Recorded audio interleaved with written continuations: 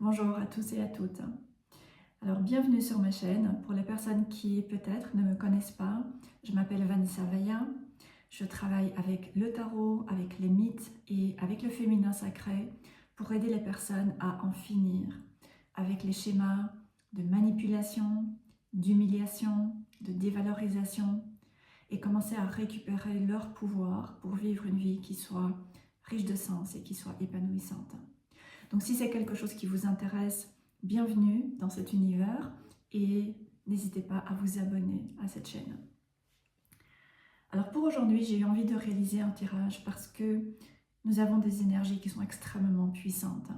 Dans quelques jours, nous aurons la première éclipse de cette année qui sera dans le signe du Verseau. Alors les éclipses typiquement viennent amener de puissants réalignements dans notre vie. Elles viennent jouer le rôle de portail pour nous permettre de commencer ou de clôturer un cycle d'expérience dans notre vie. Et généralement, lorsqu'il y a des éclipses, eh bien, il y a des vérités qui ont besoin d'être révélées, il y a des masques qui vont tomber, il y a des illusions qui vont s'effondrer, pour que nous puissions ensuite ramener un alignement qui sera plus juste. Et étant donné que nous venons tout juste de terminer un cycle de 9 années sur le plan collectif, cette éclipse est d'autant plus puissante que les éclipses peuvent l'être.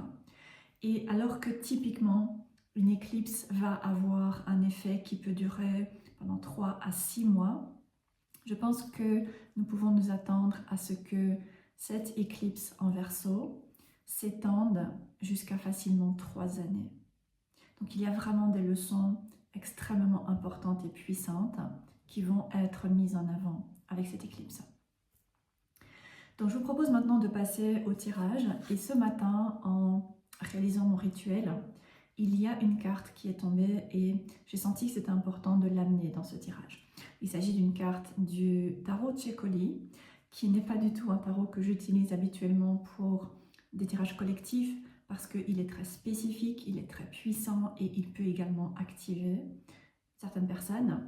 Mais cette carte-ci m'a semblé tout à fait appropriée et importante. Il s'agit de la carte de la justice. Donc justice vient ici nous dire que cette éclipse va nous demander de pouvoir commencer à être très honnête et regarder certaines situations dans notre vie telles qu'elles sont, pour nous permettre ensuite de prendre certaines décisions et d'amener des changements importants dans notre vie. Maintenant, dans ce tarot en particulier, justice est d'une certaine manière combinée à la tour, parce que nous avons ce personnage qui est littéralement installé sur un château de cartes. Et donc, justice, avec cette éclipse en Verseau, vient nous demander maintenant de commencer à réexaminer nos fondations et voir là où nous essayons de construire quelque chose dans notre vie, littéralement sur un château de cartes. Donc il va, encore une fois, il y a cette confirmation, encore une fois, qu'il va y avoir des illusions qui vont devoir s'effondrer. Il va y avoir des vérités qui vont devoir être révélées. Et par exemple, justice ici vient nous dire que si nous espérons que cette année, qui vient enclencher un énorme nouveau cycle sur le plan collectif, va nous apporter des expériences de renouveau, de renaissance, un peu comme par magie, eh bien nous risquons d'être fortement déçus. Ici, justice vient nous dire que sur le plan sentimental, nous avons besoin maintenant d'en finir avec cette idée d'amour inconditionnel. Croire que l'amour inconditionnel, ça signifie accepter les autres tels qu'ils sont et quelque part tout accepter. Alors que l'amour inconditionnel, c'est pouvoir placer certaines limites très claires. Justice nous demande également de pouvoir commencer à revoir notre vision de la mission de vie et en finir avec cette idée qu'il suffit d'avoir un don pour ensuite se lancer à l'aventure et que tout ira bien parce que c'est notre chemin, parce que c'est notre mission de vie. Mais de reconnaître que notre mission de vie nous demande, tout comme n'importe quelle autre expérience dans notre vie, de nous engager, de faire preuve de dévotion, d'engagement, de discipline, de focus, et reconnaître également que les obstacles ne viennent pas dire que nous nous sommes trompés de voie.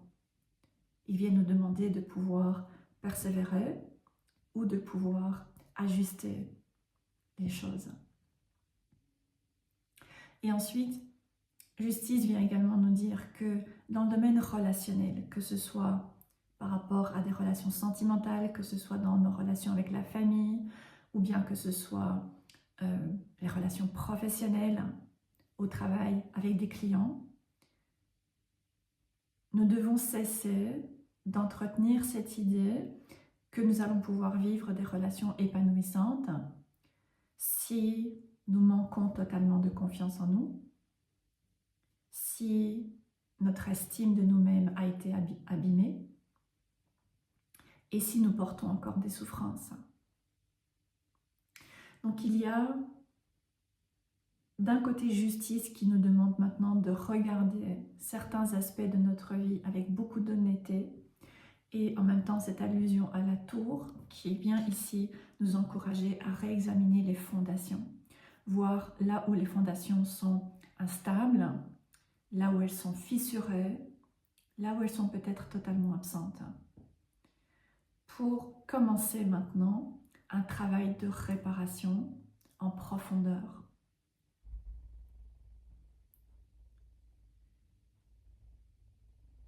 Et ainsi nous permettre de construire de bonnes fondations sur lesquelles nous allons pouvoir construire des expériences qui vont pouvoir durer, mais qui seront également beaucoup plus justes et beaucoup plus saines et beaucoup plus constructives. Ok, alors je vous propose maintenant de développer ce premier message avec le Hollow Moon Mountain Oracle et faire le point sur notre cheminement spirituel sur le plan collectif. Donc, qu'est-ce que nous avons besoin de savoir par rapport à notre chemin collectif ?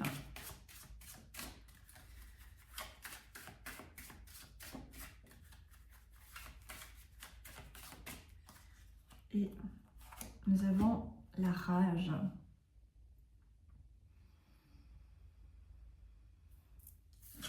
Ok. Alors, la rage vient parler de rage, elle vient parler également de colère et de l'importance maintenant de nous permettre de ressentir et surtout d'exprimer la colère, la rage que nous ressentons par rapport à une situation dans notre vie, mais que nous portons peut-être également depuis très longtemps. Justice vient nous dire que dans ce travail de réparation de nos fondations et de réexamen de nos fondations, c'est important de comprendre qu'il y a pu y avoir plusieurs expériences dans notre vie par rapport auxquelles nous avons ressenti de la colère ou de la rage, mais nous avons pu soit les ravaler, ou bien nous avons pu les exprimer d'une manière qui ne nous a pas permis de vraiment exprimer ces émotions et leur permettre de jouer leur rôle. Donc la colère et la rage sont des émotions qui sont extrêmement puissantes, qui peuvent être parfois effrayantes. Ce sont également des émotions qui sont entourées beaucoup de tabous dans notre société. Depuis souvent très petit, nous apprenons que ça n'est pas beau de se mettre en colère. ça n'est pas bien de se mettre en colère. Les gentilles petites filles, les gentils petits garçons ne se mettent pas en colère. Et donc nous apprenons à intérioriser cette colère. Et nous continuons à le faire en tant qu'adultes.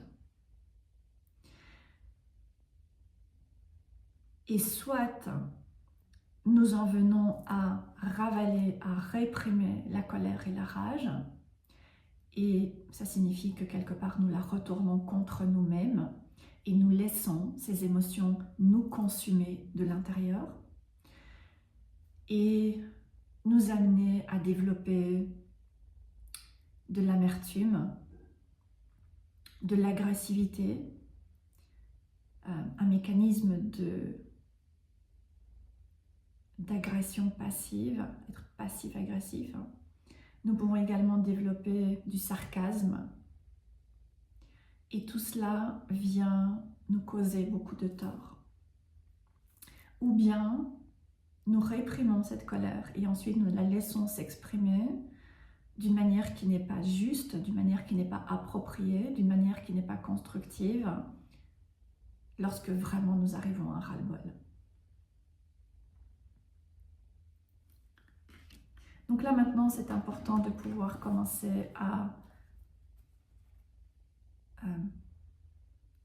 identifier les situations dans notre vie qui nous ont amenés à ressentir de la colère, de la rage, pour commencer à exprimer ces émotions, les laisser sortir d'une manière saine.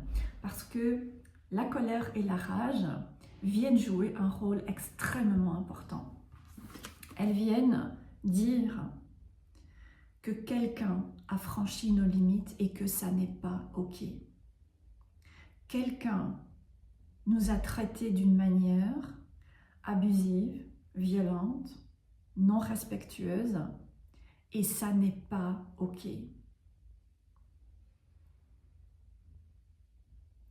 Et donc, ça n'est plus le moment maintenant de faire un sourire et de ravaler cette colère. Il est temps de l'exprimer. Il est temps maintenant de pouvoir clairement exprimer le fait qu'il y a certaines personnes, certaines situations qui nous ont profondément blessés de manière injuste, parfois sans raison, et que ça n'est pas OK. Et non seulement ça n'est pas OK, mais à partir de maintenant, nous ne tolérons plus ce type de comportement. Ça, c'est le rôle de la colère et de la rage. Alors, à quoi pourra servir cette rage? Et nous avons l'appel ou la vocation. Donc, une fois que nous aurons pu commencer à identifier les situations, les personnes, les expériences qui ont causé chez nous de la colère, et ensuite la colère a pu passer à l'étape suivante et devenir de la rage. Lorsque nous avons pu commencer à identifier cela et à exprimer cette rage, eh bien nous allons pouvoir nous aligner avec notre chemin, avec notre vocation, avec notre mission de vie, avec ce qui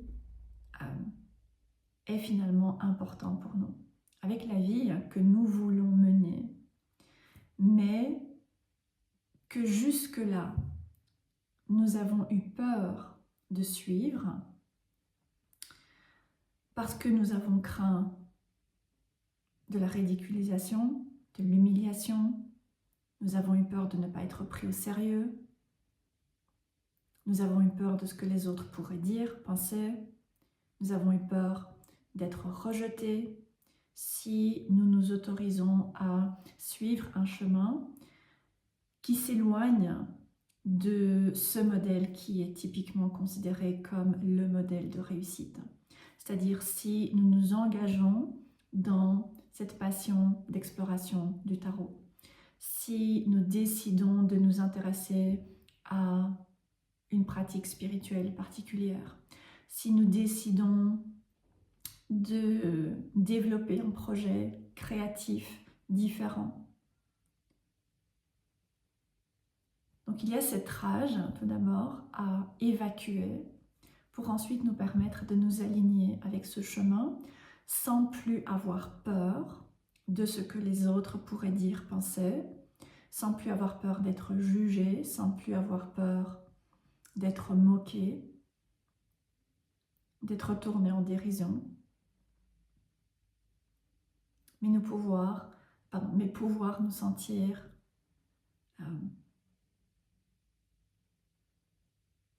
au clair par rapport au fait de suivre le chemin qui nous parle.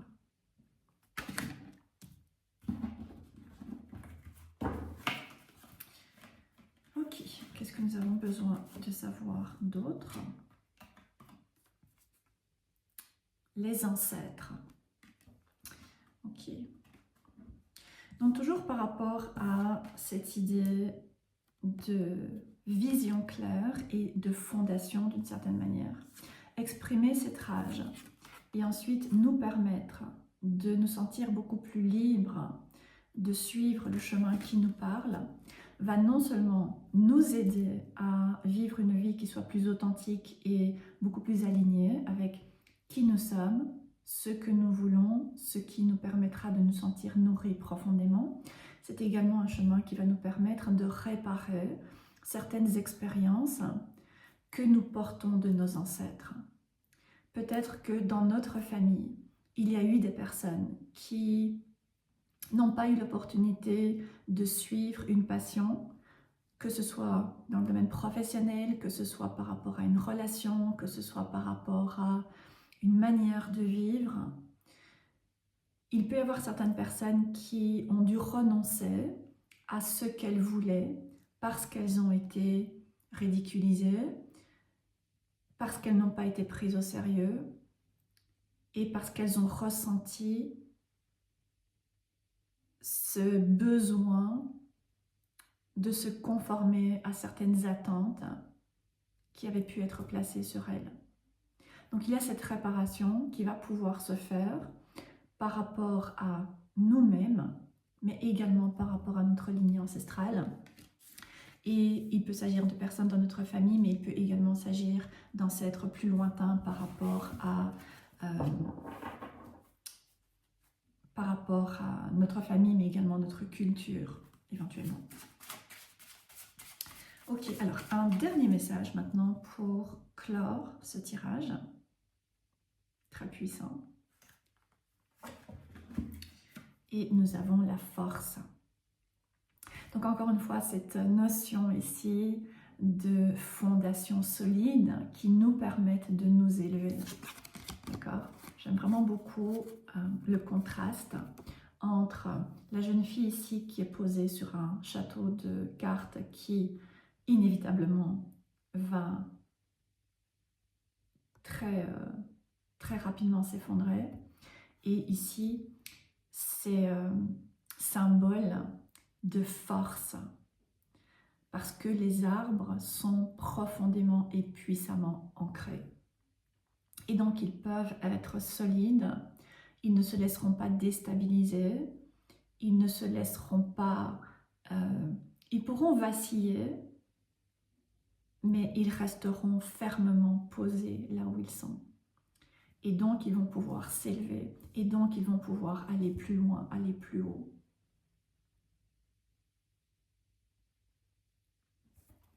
Donc voilà, un magnifique message.